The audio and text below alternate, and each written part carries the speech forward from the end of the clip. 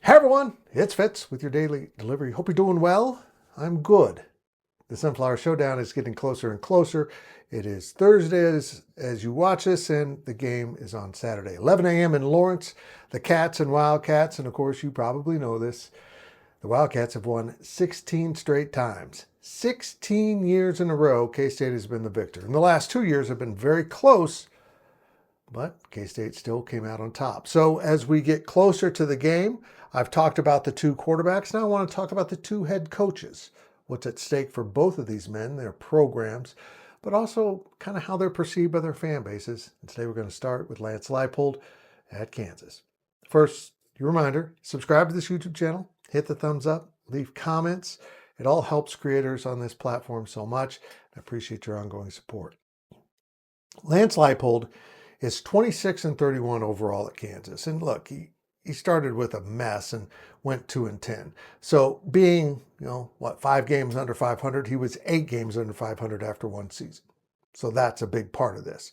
He is also 15-25 in the conference and 1-8 that first year. So a big chunk of that 10-game deficit in conference play came in the first year. He has been getting KU football better. He really has. There's no doubt about it. In fact, these last 2 seasons, this game has been the most competitive Kansas has been probably since they last won back years ago when I had hair. I don't know if I had hair, but I tell you this, Lance Leipold is a difference maker. But this one might be all the difference in the world for where he stands at Kansas. Now, as crazy as this might seem, I fully expect if KU loses to hear cries that it's time to move on from Lance Leipold, which, if you ask me, is silly, but they might get their wish. We all expect the Wisconsin job to come open, and he had a long career at Wisconsin Whitewater, both as a player and a coach and a head coach, and becoming basically the most successful D3 coach in all time. Went to Buffalo, came to Kansas. He's a fantastic coach. He's done a really good job at KU, which was in total disarray. But losing 5 in a row to a rival in a year where you lost to your other rival, who you don't play very often, Missouri, the pressure will be on him. And that seems silly, but it's true.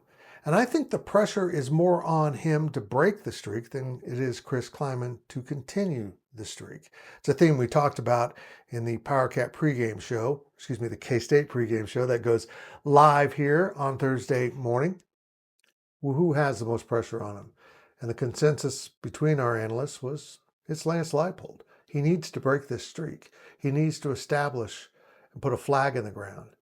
I believe if he wins, he might just stay at Kansas. He might stick around. But if he loses and the fans start him-hawing around, it might be all he needs to hit the road. I really hope he stays at Kansas. He's been great for this rivalry. He's been great for football in the state of Kansas. But we'll see what happens on Saturday morning/afternoon at the booth, KU Stadium. Can Lance Leipold end the streak at 16 years?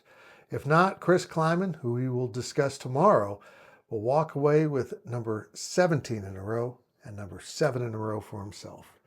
That alone is impressive. Beat your rivals, fans are happy. Coach Klieman finally has an opportunity to make his fans happy in a season where they haven't been very happy.